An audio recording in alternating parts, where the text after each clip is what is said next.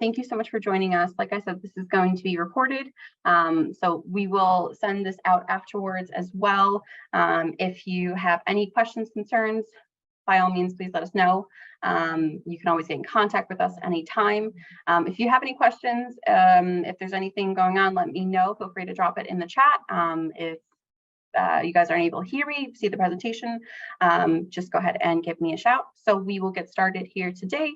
Like I said, so this is just a little conversation about Elmhurst University getting started with the integrated curriculum, your major, and just some more information. Keep in mind, of course, this is kind of introduction, just to kind of get your feet wet. It is something that is certainly going to take you time to kind of get a handle on. This is just to kind of make things a little bit easier. So when you start, coming in for your first semester or registering, you'll hear a lot of the things we're going to talk about today. So hopefully it's a little bit less overwhelming at that point. So this will just kind of give you a good start. So just to get started, I should probably introduce myself. My name is Stephanie Hahn-Silva. I am a first-year admissions counselor here at Elmhurst University within the Office of Admissions. I am also an alumna, so I previously attended Elmhurst myself. I graduated 2019. I graduated with double majors, double minors, which was fantastic, and I will tell you my hack for how I did that just in a little while. So we'll go ahead and get started. Just to give you an introduction, so integrated curriculum, what does that mean?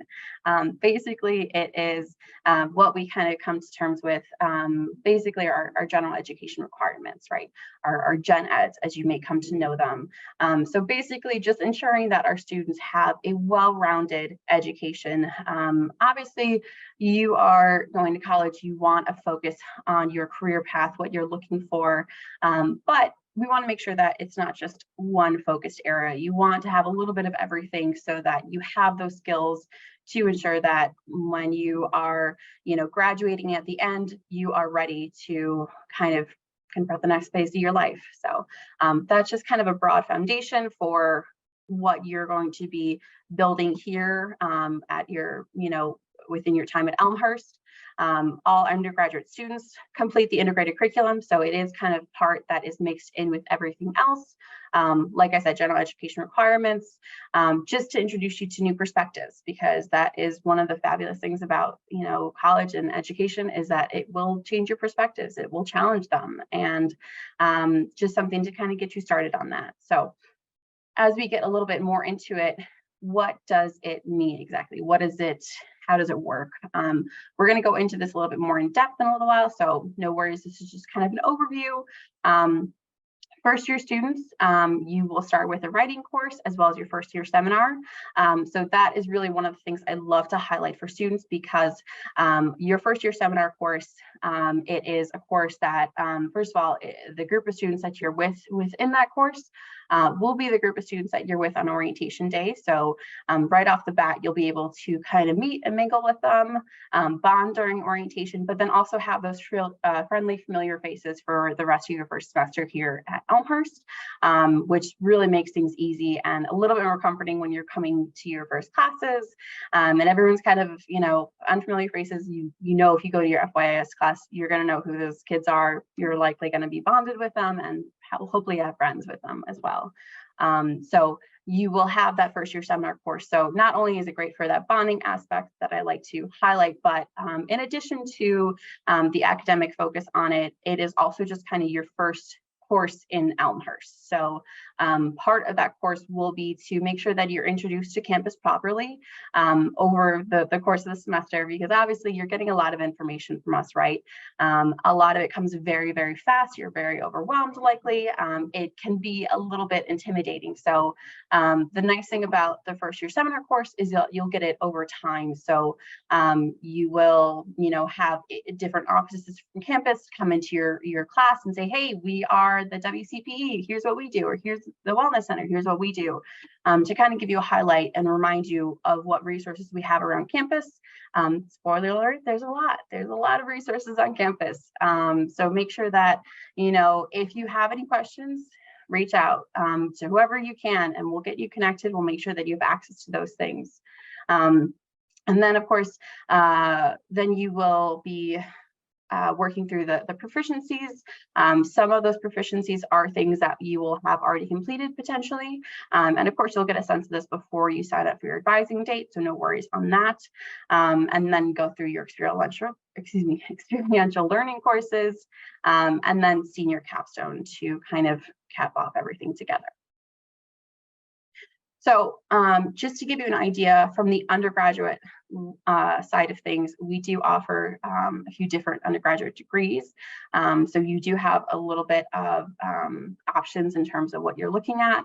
The requirements obviously do change for each degree that you're looking into, depending on that particular program, major, minor, all those fun things.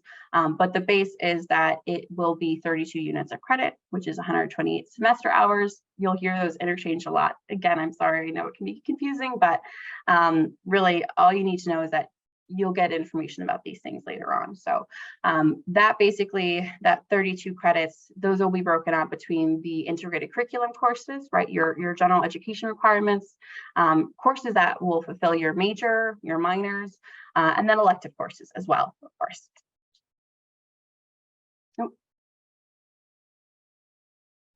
So to start breaking it down, one of the ways that we try to work through and easily categorize different sections within the integrated curriculum, right?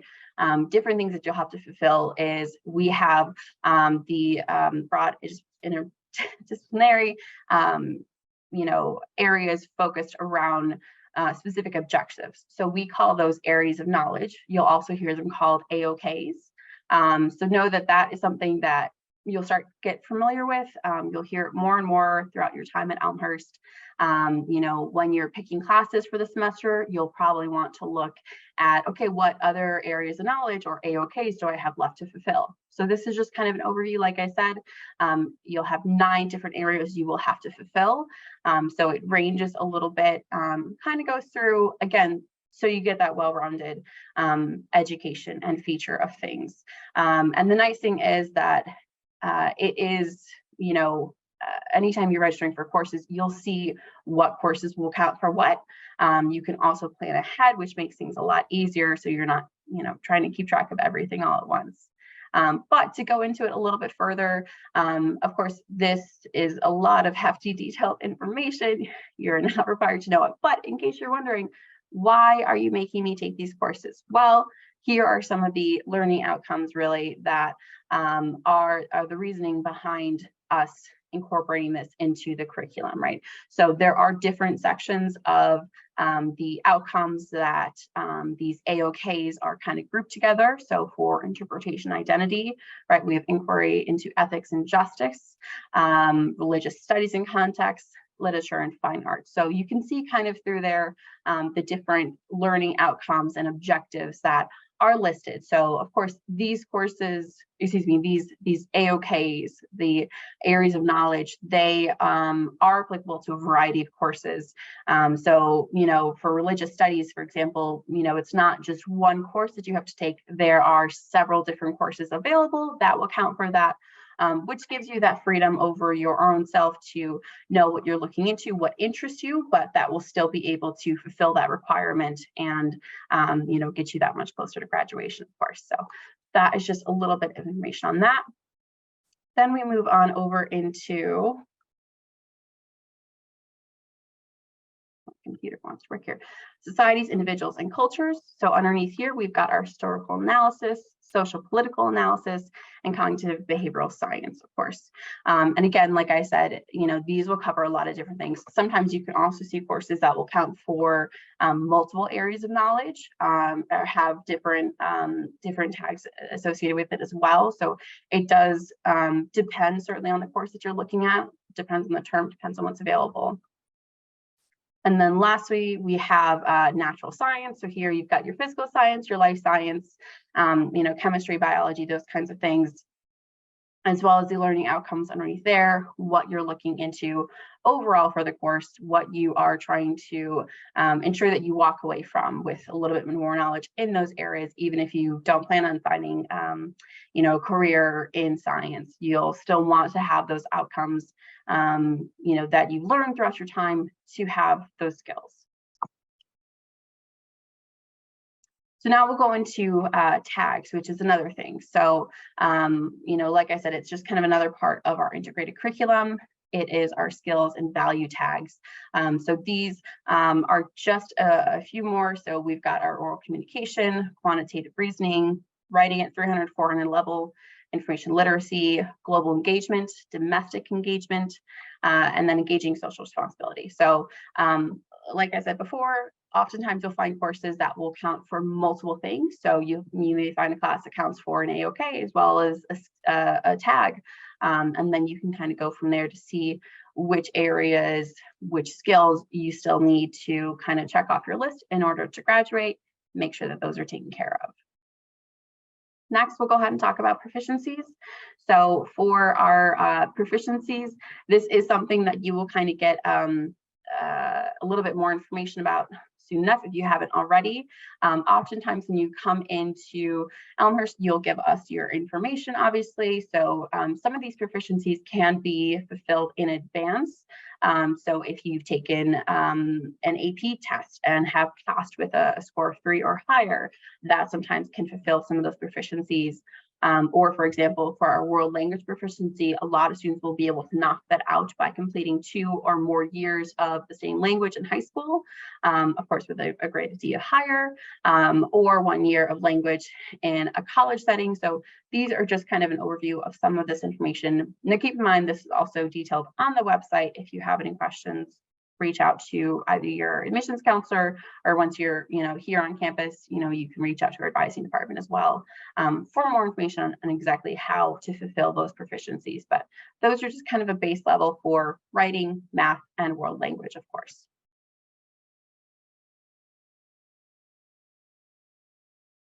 All right. Now, the other fun thing is experiential learning. So that is another focus that we have here, of course. And experiential learning is kind of really wide in terms of what can count for that. So a lot of students will have different areas that they are interested in. Some of the areas include domestic and international travel, which would be study abroad, service learning courses, internship courses, clinical work, student teaching, or service type programs like Habitat Humanity or off-campus research. So this is, again, like I said, another one of those requirements that you have to fulfill in order to graduate, along with those tags and those AOKs. One of the things I do like to mention to students is don't forget about study abroad. I am personally a very, very big advocate for that. I was really fortunate and I was able to study abroad while I was at Elmhurst. And the best thing was that, not only worked with my major, my minor, it made sense, my aid and scholarships, all that fun stuff transferred over. And it was the best experience. My only regret is that I did not do it sooner, so I could have done it again. So that's the thing to know, is that, sometimes it can be a little bit easier trying to go, maybe your sophomore year of in college, so that you have still have a good amount of general education requirements to fulfill that may be easier to find abroad somewhere, as opposed to your higher level major minor requirements that maybe have to be on campus at Elmhurst. So one of the things is that we have a specific office of global engagement. They are located in the lower level library in our WCPE, which is our Center for Professional Excellence. If you haven't heard about them already, you will shortly, I'm sure. They are a wonderful office on campus. They are really, really great. Not only do they house the Office Study Abroad, the Office of Study Abroad will be able to help you find a specific program that you're looking for, whether you're looking specifically for an area of interest academically, a specific location, a specific language, length of time, whatever you're looking for, they will make sure that they are of service to you to find that program, make sure it works for you, and talk over your options. And the CPE in general, they are your go-tos for all things related to your career. So they will be there to help you with mock interviews, writing your resumes, finding an internship, finding a shadowing, position for a little while just to get a taste of what you're interested in, things along those lines. But like I said, you're going to get more information about this later. Try not to overwhelm you too much. I know it's a lot of information, but that's just a quick tidbit. Just don't forget that that is something that is available to you during your time at Elmhurst, which is wonderful. So majors and minors, we have a lot. We have 70 plus majors. We also have graduate programs as well. And we have that focus as well. That is why we were able to switch to university technically, since we do have our graduate programs. So if you decide after you're done with your undergraduate degree, you want to move on, you want to get a graduate degree, we also offer those as well. We also have 15 pre-professional programs as well. So there's obviously a lot of options that you can mix and match. Like I said, when we got started here, I personally was a double major, double minor.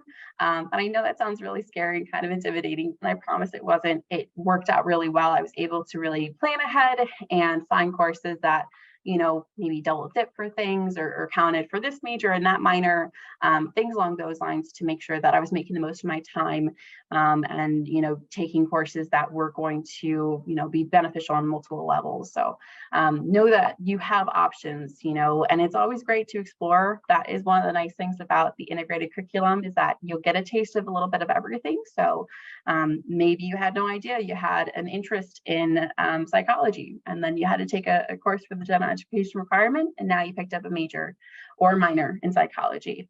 Those things are kind of, part of the life in school, is just finding yourself, finding what interests you, and knowing that you're able to change it and find your focus, find your passion within your time here. One of the things that I did in order to make the most of my time and get out still on time with my two majors, my two minors, was taking advantage of one of our resources, which is our academic catalog. So this is located online. You can just go onto our website or even just Google Elmhurst University Academic Catalog, and you'll be able to pull up this PDF document. So it is a lot of pages. I think it's probably like 400, 500 pages.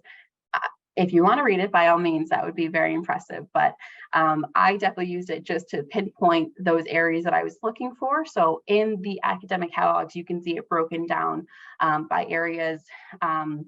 Of course, you're going to get more information within it about overarching programs, fees, policies, things like that, courses. But what I used it in particular was for the major minor requirements and how they were detailed on there. So as you can see from this little screenshot here, you can see what the goals are for the major in psychology, what it would look like to major in psychology itself, right? Which courses are required for that, which areas you need to focus on. And then you can also see a little section detailing what it would look like to minor in psychology.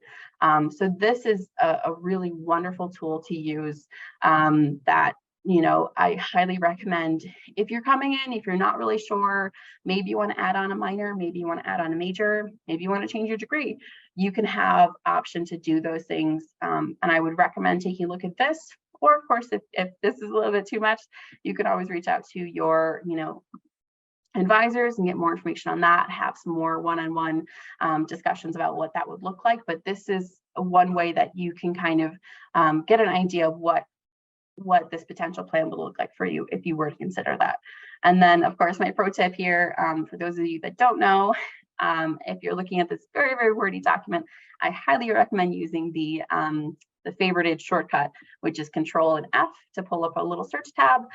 Then you can just type in a specific word and it'll show you where that word is throughout that entire document. So, for this example, I just went in Control F, type in psychology, and then boom, it'll pull me right to the main psychology page or show me where psychology is mentioned throughout it. So you don't have to read the 500-page document if you don't have time for that. You can look for specifically what you are looking for to make sure that you're using that to your advantage and you're not, just getting bogged down by the extra side of it. The other nice thing is that we do have pre-professional programs.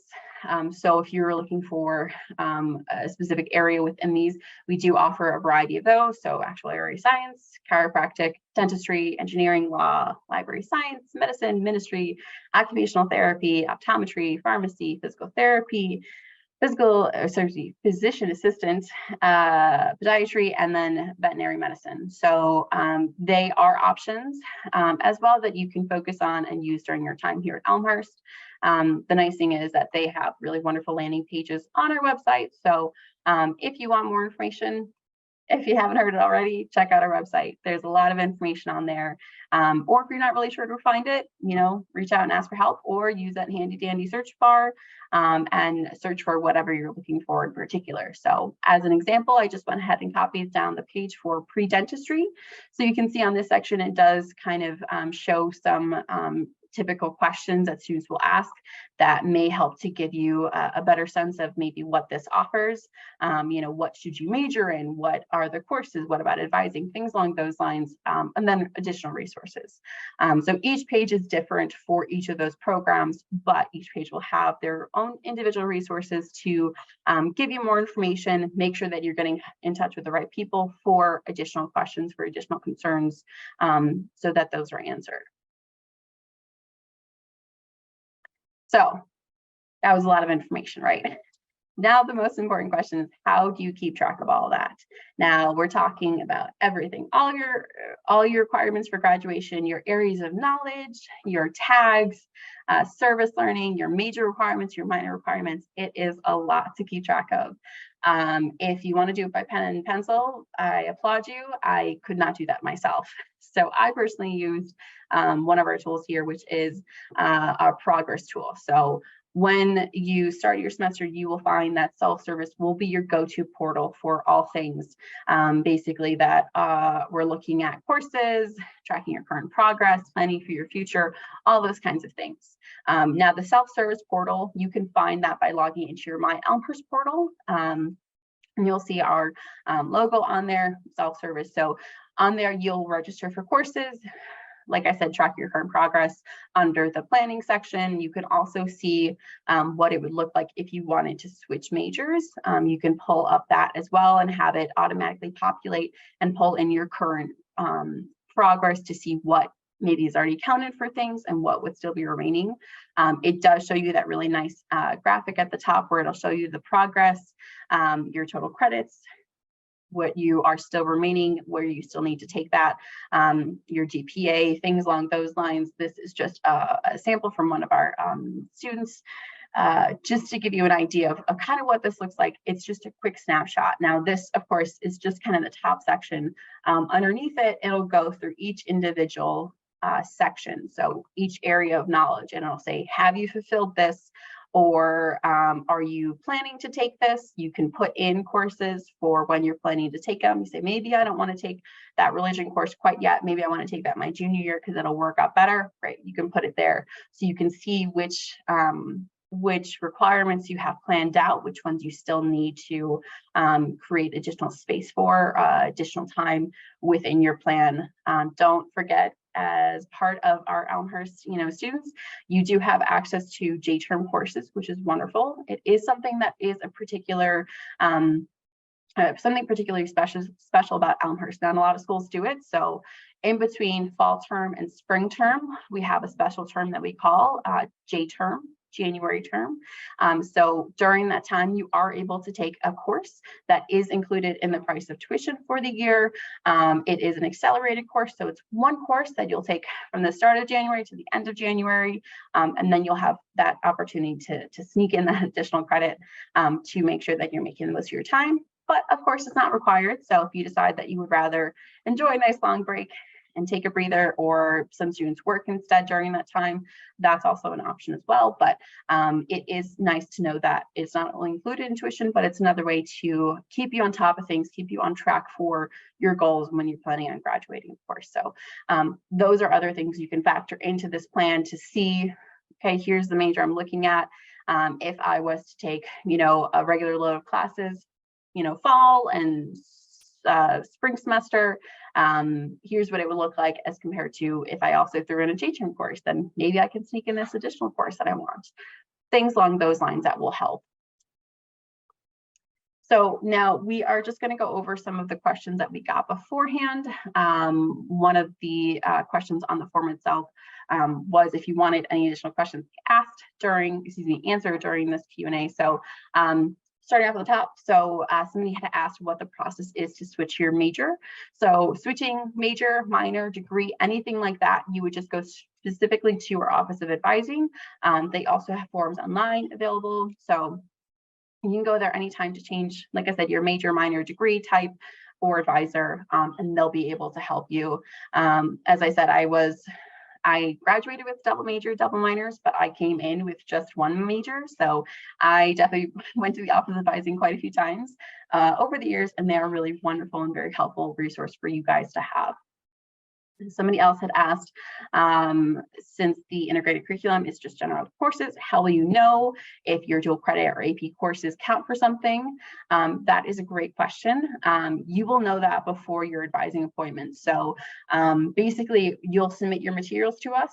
If you have AP, if you scored 3 or higher on the AP test, you'll have to send your scores to us, or if you have the dual credit, send your final transcripts to us. Make sure that that is, I would say, at least a week or so before your advising appointment, that we get those materials so we can go ahead and review them and make sure that we're prepared for your advising date, which is when you'll sign up for courses. So we want to make sure that you have that kind of holistic idea of what you are coming in with. So when you're advising, when you're signing up for courses, you know, okay, did I already place out of this math test, or do I need to take it still? Do I still need to take a math test, or excuse me, a math course?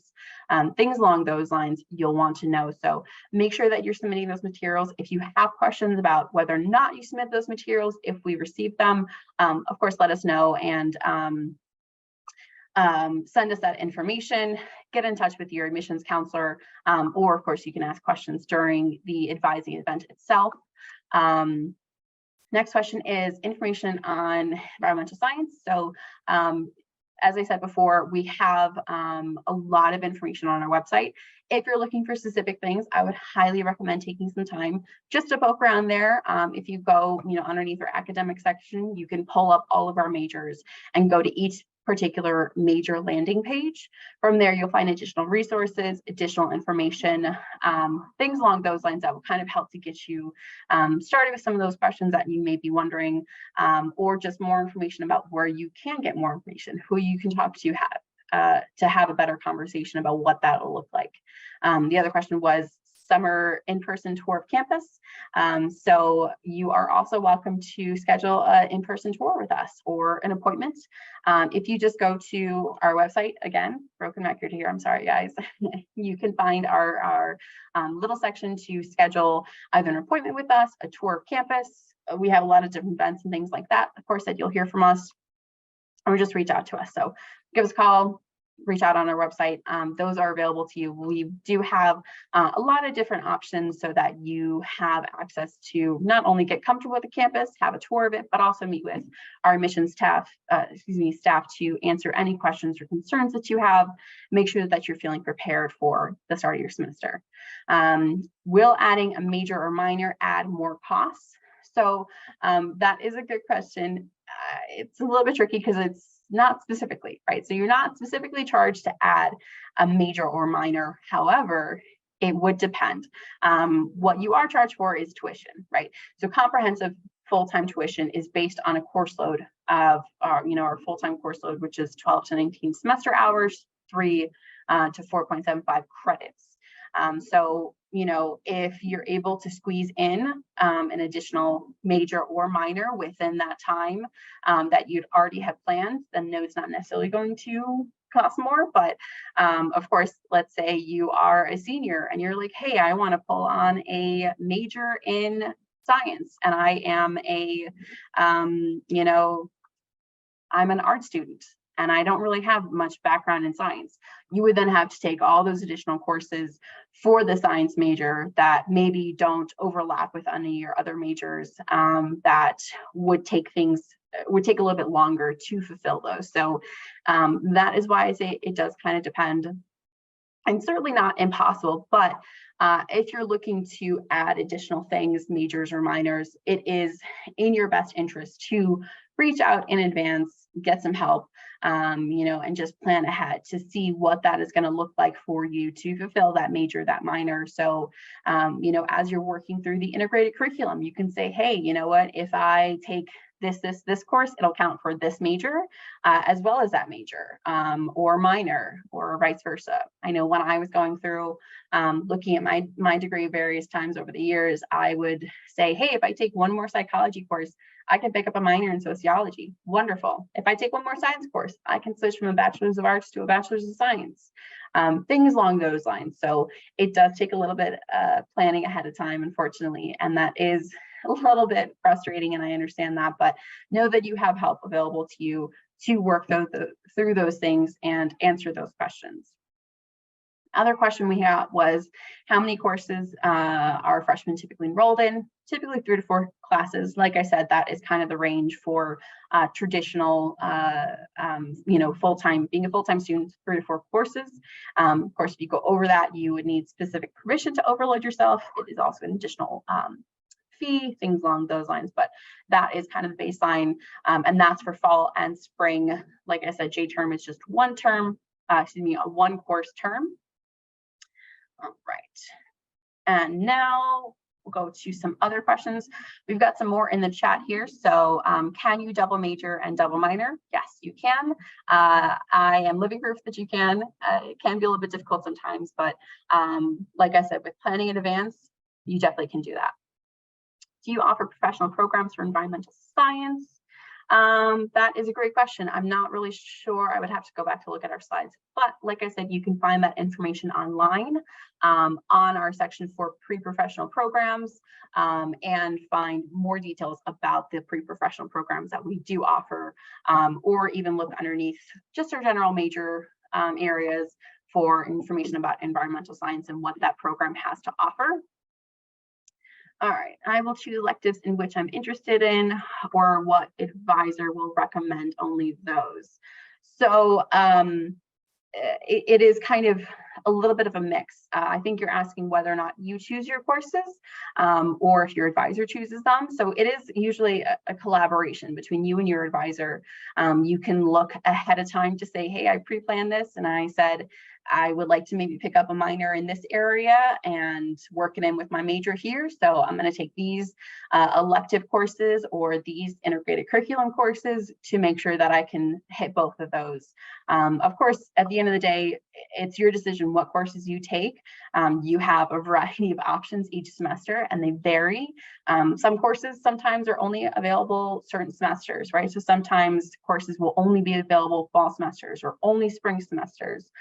Those are things to make sure you keep an eye on in terms of planning for later on down the road. I know when I was a freshman, I saw that there was a science course that counted for both the life science and the physical science. And I wanted that course desperately. I was not a science person. So I said, I want to knock them both out in one course. How can I do that? Of course, it wasn't available that year. So I had reached out to the department chair to ask them when they might expect it to be offered. And they had told me it was not going to be offered until my senior year. And I said, all right, I'm going to take the risk and hope that it is available that year. And fortunately it was, and it was a great course. It was forensic science. Knocked out both of those. So it does depend on when courses are available. That may limit your choices available in any given semester, as well as other factors like if a class fills up before you're able to register for it. That is also another factor. So anytime you're planning your semester plan for each year, it's always good to have backups, because sometimes you can't really plan for things, depending on the registration time you have, depending on, any other factor. Sometimes courses will just fill up and it's not always possible to, get into those. So it's always good to have those backup options just in case, so that you're not panicking a little bit too late at the last moment. All right, so does getting a certain score on the AP exam allow you to fill certain AOKs? Yes. So like I said, you'll need a 3 or higher on an AP exam in order to get credit for those, I believe. In terms of what it would come in as, I believe that just kind of depends a little bit, but send us your scores and we can have a more detailed conversation about what that would look like, what that may count for, and then of course, what you'll have fulfilled already. For the writing and seminar course, do you randomly select students, or do you select them based on majors, or are they based on previous AP test scores? So for the writing and seminar course, I'm not really sure what you are talking about specifically. Let's see here. I think if we're talking about proficiencies, we would be, sorry, English. Okay, great. So so proficiency courses, they do not have, I'm sorry guys, I'm getting a little tripped up here in the chat. So for the proficiency courses, excuse me, to fulfill the proficiencies, you have to pass the course, excuse me, pass the test. It's not just a random selection. All students have to take those tests, those proficiency tests, so we have an idea of what you're registering for, what you have already fulfilled, what you still need to fulfill. So for those additional courses, like I said, what will change will be the major minor requirements, but a lot of the other things I don't really think will change that much. Do undecided majors get to decide a major at any school year? Yeah, so I believe, I want to say about your sophomore year, it really is kind of pushed that you try and find a little bit more of a focus, because then you're going to want to start moving into those specific courses for your majors. But, you know, we obviously have a lot of requirements for integrated curriculum, a lot of those gen ed requirements. So you'll have some time to work through those before you really have to start moving into those major courses. But of course, there's not a time limit on that. You know, I am definitely an advocate for, you know, pursuing your focus, your passion. You know, maybe you came into school deciding you wanted to be a math major and you're like, no, I absolutely do not want to do that. Instead, I want to do fine arts. How can I switch into that instead? It is something that, you know, may be tough to manage depending on how far into whichever major minor you're into before you switch. So you may end up spending more time at Elmhurst, depending on what your requirements are, what's remaining, those kinds of things, but it's always possible to switch. I've had friends who were in their junior year spring semester and they decided to switch their major entirely, and they were going to have to add on a couple more years, but you know, to each their own. So know that it is available to you. And of course, you know, if you have questions, if you want to have a larger conversation about that, reach out and we can have those conversations, whether or not it's with your academic, you know, your advisor, department chairs, you know, somebody in a particular course that you really enjoyed and you want to talk more with them about what that would look like. Reach out for help. Can you provide some GPA and stat requirements? GPA stat requirements, if we're talking about admissions wise, I believe our GPA, we typically like to see GPAs over 2.75 or above for admission requirements. In terms of, you know, full-time enrollment, I do not know that offhand, I do apologize, but we do have some GPA requirements for things like our honor societies, things along those lines. And of course, you can find more details about that online. If you have particular questions though, like I said, reach out. For the AOK courses, does it have to align with the major? No. So that's a good question. And that's one of the hard things that you'll eventually start to get as we go through this, but our AOKs, right, our areas of knowledge and our tags, those are part of the integrated curriculum, our gen ed requirements, and then that's separate from your major or minor. Now, if you're planning ahead, hopefully they'll overlap a little bit so that you can make the most of your time, but it doesn't specifically have to align with your major or your focus or your minor or anything like that. Because certainly they all will not. They're from a wide range of things, so they'll be across the board. But good question. Do we need to pay for a computer? It will be given to us. So students will oftentimes bring in their own computers, laptops. We do have a library on campus that you have access to all of our computers within the hours of the library, of course. I believe we also have a really wonderful service where we're able to rent out laptops, I believe, to students. That is through our information services, our Office of Information Services. I think that is also subject to their stock and availability, but that is a resource available to you. If you have questions, reach out. Sorry, I know, broken record. Can I explain what tags are again? So tags, like I said, those are just kind of the general education requirements, our integrated curriculum, right? You're gonna hear a lot of these different words and you're like, you're just throwing too much at me here, I know. Integrated curriculum, same thing as our gen eds, right?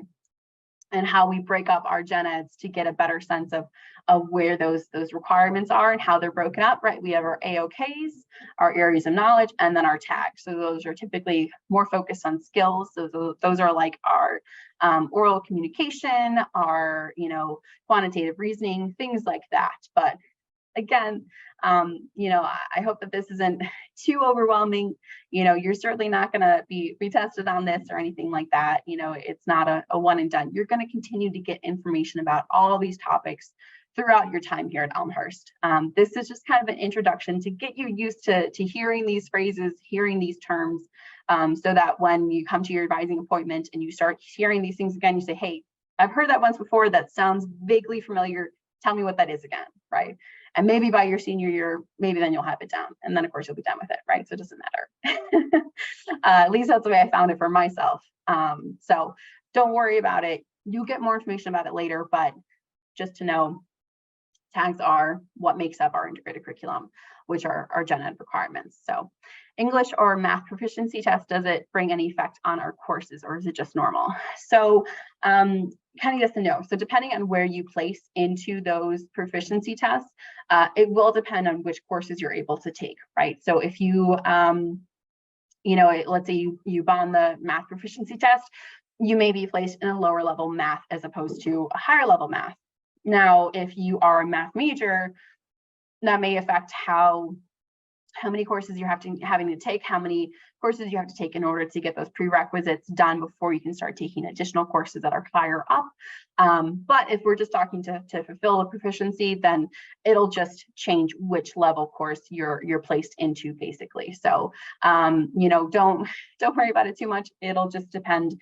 It's really just to help you so that we're not putting you in a course that is higher than a level that you're comfortable at or lower than a level you're comfortable at. So good question. Do freshmen get their first choice courses or is it a lot of competition for popular courses? That is a great question. And it's a little bit of a mixed answer. So freshmen, I would say for the most part, get into their courses because a lot of times you are going to be picking 100 level courses, freshman level courses, or focusing on those gen ed requirements. So oftentimes it may be a little bit easier to get into those. However, of course, the caveat is that nothing's ever guaranteed. And oftentimes, you certainly can find a course maybe that just happened to fill up and you're just gonna have to come up with a backup. It also depends on when you're able to sign up for courses. So this is the other friendly reminder that if you haven't done so already, make sure that you are on track for all things getting ready for your started semester. So if obviously you've been admitted, hopefully, congratulations on that first step, get in contact with your admissions counselor. I know we send you a lot of information, a lot of emails, a lot of contacting you, but I promise it's all for your benefit. You'll have to make sure you have a sense of what we have to offer at Elmhurst if we're the right fit for you. If so, great, submit your deposit. That is your first step. Once you submit your deposit, then you're able to sign up for your advising date, which is when you're going to register for courses. And that is really important because obviously if you are waiting to, submit your deposit until later on in the semester or later on in the summer, you're going to have to then wait to pick your advising date. You're going to get one of the last advising dates that may potentially be difficult in terms of course availability. You may be left with just a few choices remaining. So it can certainly be difficult depending on when you get that. So if you have questions, reach out to your admissions counselor, reach out to the Office of Advising, excuse me, not Office, Office of Admissions. If you have questions, get in touch with one of us, and we'll be happy to walk you through those steps, those next, items in order to make sure that you've got your date set. Hopefully you can get in to get the courses you need. Now, of course, I don't want to cause panic, because sometimes you're just going to be, maybe all that's available on your schedule is to take the last advising date. And that may be the case. I would say it's, from my experience, I don't think that a lot of students really had that much trouble. You just might have to make some compromises and just maybe backburn a particular course for a later semester or something along those lines. So it is something that you will definitely face at some point or another, I think, during your time at Elmhurst. It is just kind of part of the experience. Is eventually you'll find a course that is filled and you have to work around it. And it's just, finding the art of adaptation, I think. But you shouldn't have to worry about it too much, especially as a freshman, because you'll have a lot of options in terms of what is left that you'll still have to fulfill, and a lot of things like that. Next question. Is it mandatory to take the math/language proficiency exams if you know you have an ACT score? So like I said, it's best if you have particular questions to reach out directly to your admissions counselor, and they can take a look, pull up your record specifically, see how your information is pulled in. If you have, proficiency, if you have things that you think are going to fulfill that proficiency, make sure to get in contact with them and submit those materials, whether that be a transcript, whether it be your test scores, things along those lines. To see what has been fulfilled before your advising date. And of course, you're going to get emails about this and reminders after you sign up for your advising date to submit those materials ahead of time and what you need to do to prepare for that date in itself. All right, next question. If a student is having computer science or cybersecurity major, can he select electives from business-related fields? Yes. So like I said, electives, they are what they sound like. They are elective. So you do have kind of some freedom over those choices to decide what areas you want to focus on, what additional courses you want to take, depending, again, like I said, how you plan it, however you slice it or dice it. If you want to try and find electives or those integrated curriculum courses that will count for multiple things, that is something that you can certainly choose to do. It just kind of depends. So know that you have a lot of options and a lot of freedom within any of the majors for the most part. It just kind of depends on other factors. So if you did want to pick up something else, that just may mean that, depending on where you're at, maybe that means more time for you at Elmhurst, or something along those lines. It all kind of depends. Some majors, some programs are a little bit more strict, a little bit more rigorous in terms of their planning and their structures. But of course, you can find more information about that online to see. Oftentimes we'll also have, overarching, general planning guide for students for a particular major. So they can see, hey, this is what your freshman year will typically look like within this major. You'll take maybe 1 or 2 major courses and then, the integrated curriculum courses. Outside of that, then your junior, senior years, those are typically where you have more of those requirements, more of those specific courses of you have to take this course, you have to take this course, and then maybe you can take this course or this course. So it does vary from major to major, from program to program, but you'll get more information about that if you reach out to your advisor, department heads, all those fun things, and ask those questions. Will this be helpful for visa prepayments for international students? Yes, international students, reach out to your counselor, Kara. She is our wonderful go-to for all things international, and she will be sure to help talk you through, what we're able to kind of help you with, what your questions or concerns may look like. And then, anything else from there, she can help or get you in touch with the right people. So, all right. I think those look like all the questions right now in the chat. Of course, I have been very much a broken record here. So I, if you have any remaining questions, reach out. That is just the best lesson to learn from this overall. I'm so sorry. My cat is just wanting to share in some of the spotlight here. But I hope this was informational. I hope it was really helpful. Hopefully not too overwhelming. Like I said, please don't worry about all the information that was presented today. You're going to get, introduced to it slowly but surely over your time here at Elmhurst, and you'll have help from a variety of people if you have questions, if you have concerns. So be sure to reach out and ask for some more guidance, or get connected with the right faculty or staff members to help you in a particular area. As an alumna, from my experience, Elmhurst is a wonderful university, and our staff members, our faculty, they are wonderful. They really care, and they want to make sure that they're connecting you and giving you as much help as they can. So reach out. I know, I'm sorry, it's a broken record. And you'll get more information about this later. So hopefully this wasn't too much. If you have additional questions, reach out to your admissions counselor, and then check in to see where you're at in terms of getting set up for the fall semester. Make sure that you are reading all of our emails. I know it's a lot, but it's always helpful. It's always good information. So thank you so much for joining us today, and hope to see you on campus soon. Bye, everyone.